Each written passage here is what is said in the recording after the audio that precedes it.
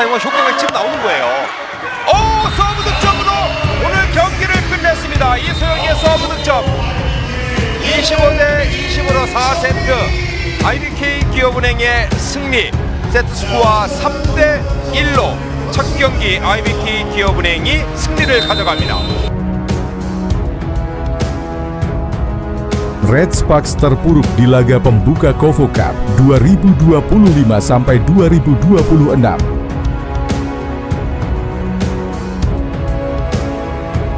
Luka tanpa Megawati kembali menganga.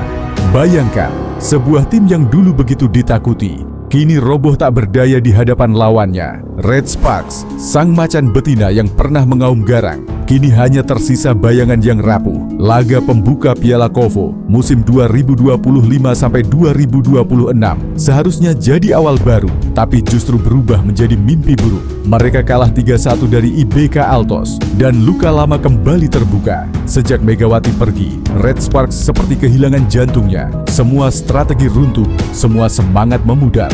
Bahkan sang kapten, Yeom Hye Seon, tak mampu turun ke lapangan karena hatinya masih terguncang oleh bayangan Mega. Dan yang lebih menyakitkan, lawan mereka dari sang eksekutor IBK Altos yakni Victoria Dancak justru mengaku sengaja menahan diri untuk tak main.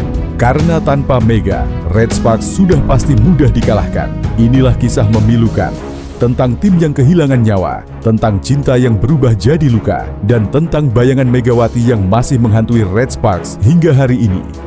Sorot lampu di Suwon Gymnasium malam itu begitu terang, tapi cahaya di mata para pemain Red Sparks justru redup. Harapan besar ribuan pendukung yang memenuhi tribun kandas dalam sekejap. Red Sparks, tim yang pernah dielu-elukan karena keberanian dan semangat pantang menyerah, harus menerima kenyataan pahit. Kalah 3-1 dari IBK Altos di laga pembuka Piala KOFO musim 2025-2026. Suasana stadion langsung berubah muram. Para fans yang datang dengan penuh antusiasme, mengibarkan bendera, meneriakkan nama pemain kesayangan, mendadak terdiam. Kekalahan ini terasa lebih pahit dibanding sekadar kehilangan angka di papan skor. Karena luka lama kembali terbuka, luka yang sejak musim lalu tak pernah benar-benar sembuh. Kepergian Megawati Hangestri Pertiwi usai pertandingan, pelatih legendaris Red Sparks, Ko Hee-jin, berdiri di depan para wartawan dengan wajah muram. Ia menarik napas panjang sebelum akhirnya berkata, kekalahan Red Sparks kali ini masih sama rasanya dengan tahun lalu. Ada satu hal yang tidak bisa dipungkiri, kami kehilangan nyawa tim sejak Megawati pergi. Semua skema, semua strategi, tak lagi sama tanpa dia. Kata-kata itu menohok, bukan hanya bagi fans, tapi juga bagi seluruh skuad Red Sparks. Megawati, pevoli asal Indonesia, pernah menjadi pusat gravitasi tim. Serangannya tak hanya menghasilkan poin, tapi juga memberi keberanian kepada rekan-rekannya. Tanpanya, Red Sparks seperti kehilangan jantung. Namun drama tak berhenti di situ.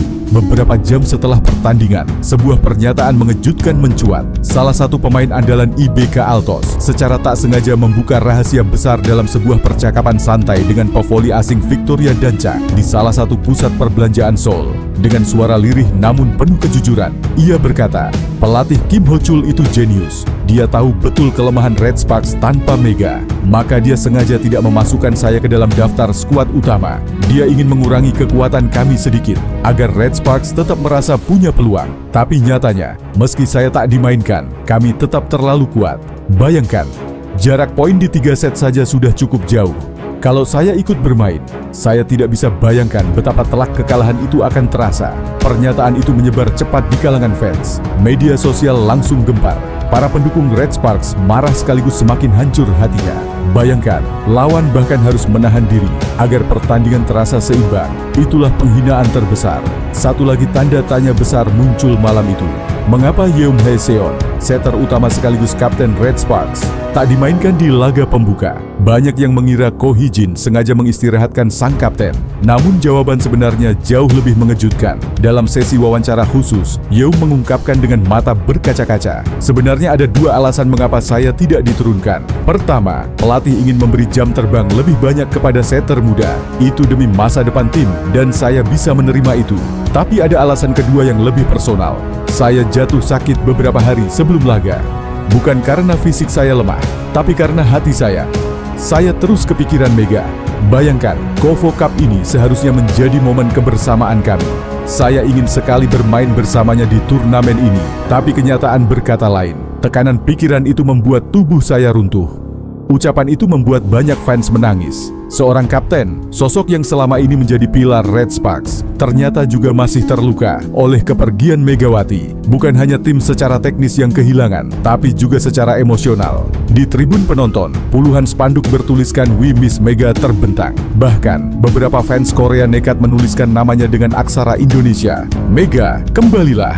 Setelah laga usai, suasana stadion penuh isak tangis. Seorang fans veteran, Park Min Kyung, berkata sambil menahan air mata, "Tanpa Mega, Red Sparks seperti kapal tanpa nahoda. Kami kehilangan rasa percaya diri. Hanya dia yang bisa membuat kami bangga. Karena dia bukan hanya pemain asing biasa. Dia adalah simbol harapan kami."